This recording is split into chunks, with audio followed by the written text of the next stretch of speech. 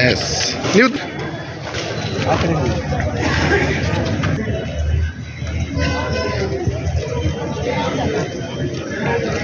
ಯಾವ ವಿಚಾರವನ್ನು ಇಟ್ಕೊಂಡು ಮತ ಚಲಾಯಿಸಿದ್ರು? ಮುಂದೆ ಅಭಿವೃದ್ಧಿ ಮಾಡ್ತಾರೆ, ಕಾಲೇಜ್ಗಳನ್ನ ಮಾಡ್ತಾರೆ, ನಮಗೆ ಓದೋರಿಗೆಲ್ಲ ಹೆಲ್ಪ್ ಆಗೋ ಥರ ಮಾಡ್ತಾರೆ ಅಂತ ಮನಸ್ಸಲ್ಲಿ ಇಟ್ಕೊಂಡು ಓಟ್ ಹಾಕಿದ್ದೀನಿ. ಸೊ ಐ ಹೋಪ್ ಸೊ ಅಂದರೆ ಮುಂದ್ಗಡೆ ನಮ್ಗೇನು ಬೇಕೋ ಅದನ್ನು ಮಾಡೋ ಥರ ಮಾಡ್ತಾರೆ ಅಂತ ಅಂದ್ಕೊಂಡು ಹಾಕಿದ್ದೀನಿ. ಮಾಡಿದರೆ ಒಳ್ಳೇದು. ಮೊದಲೇ ಬಾರಿ ಓಟ್ ಹಾಕಿದ್ರು, ಯಾವ ರೀತಿ ಅನ್ನಿಸ್ತು? ಎಲ್ಲ ಪ್ರಕ್ರಿಯೆ ಗೊತ್ತಿತ್ತು ನಮಗೆ ಈ ಥರ ಓಟ್ ಹಾಕೋದು? EVM ಮಿಷನ್ ಬಗ್ಗೆ ಏನು ಮಾಹಿತಿ ಇತ್ತು? ಮಾಹಿತಿ ಇರಲಿಲ್ಲ, ಬಟ್ ಕೇಳಿದರೆ ಹೇಳಿದರು.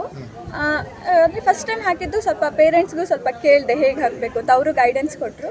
ಸೊ ಹಾಕೋದು ಸ್ವಲ್ಪ ಅನಿಸ್ತು. ತುಂಬ ಜನ ಬಂದಿದ್ದು ನೋಡಿ ಖುಷಿನೂ ಆಯಿತು. ಇಷ್ಟೊಂದು ಜನ ವೋಟ್ ಮಾಡೋಕ್ಕೆ ಬಂದಿದ್ದಾರೆ ಅಂತ, ಅದು ಈ ಥರ ಹಳ್ಳಿಯಲ್ಲಿ ಬರ್ತಾರಲ್ಲ ಅಂತ.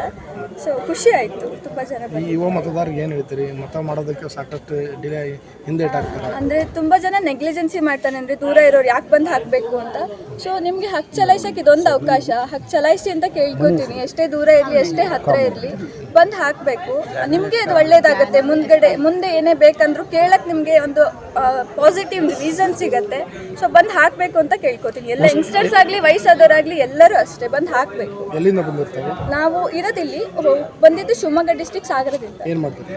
ಸೆಕೆಂಡ್ ಇಯರ್ BCom ಓದ್ತೀವಿ. ಯಾವ ಥರ ಉತ್ಸುಕತೆ ಇತ್ತು ಫಸ್ಟ್ ವೋಟಿಂಗ್ ಅಂತ ಹೇಳ್ಬಿಟ್ಟು? ಬೆಳಗ್ಗೆ ಸ್ವಲ್ಪ ನರ್ವಸ್ ಇತ್ತು, ಅಂದರೆ ಹೆಂಗಾಗುತ್ತೋ, ಅಂದರೆ ಡಬಲ್ ಪ್ರೆಸ್ ಮಾಡಿದ ತಕ್ಷಣ ಏನಾಗ್ಬಿಡತ್ತೋ ಅಂತ. ಸೊ ಹೇಳಿದರು ಪೇರೆಂಟ್ಸ್, ಒಂದ್ಸಲಿ ಮಾಡು ಸಾಕು ಅಂತ. ಖುಷಿ.